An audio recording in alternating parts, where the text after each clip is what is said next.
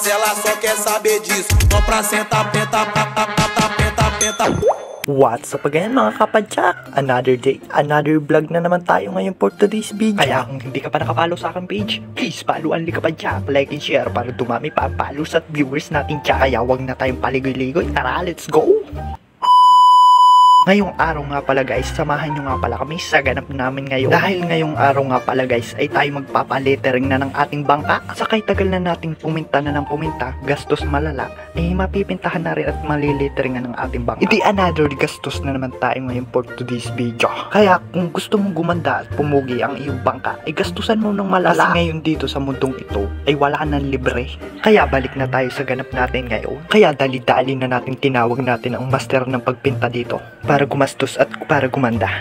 Hindi brand nyo na naman ating bangka. Kaya kung gusto nyo magpa-lettering, ay message nyo lang yan. Bali nga magiging tsura niyan ay magiging 3D nga pala yan. At tatlong kulay nga pala yan, pulat, itim, puti. Yan nga pala ang naka-restro diyan. Yan nga pala ang master ng pag-lettering dito sa Isla Verde. Bali nga pala guys, nakadalawang pa-lettering nga pala tayo. Kasi yung una natin pag-lettering ay nagtutuklapin ng mga pintura at kasi mumurahin lang pala. Di bali lalagyan nga wala ang pala yan ng logo ng Facebook at ng YouTube. Hindi na nga rin pala natin pinalagay ang TikTok kasi hindi na nga pala babagay sa design. Kaya kung hindi ka pa nakapalo sa aking page, please follow ang kapadyak, like and share para dumami pa ang followers at viewers natin. Ayaw ko na nga palang pahabain itong video ito at papakitaan ko na lang kayo ng kaperasong montage.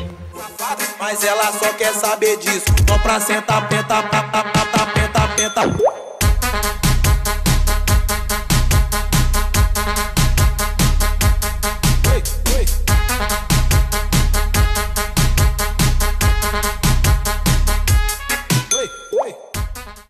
Okay mga boss, ako'y natulog lang.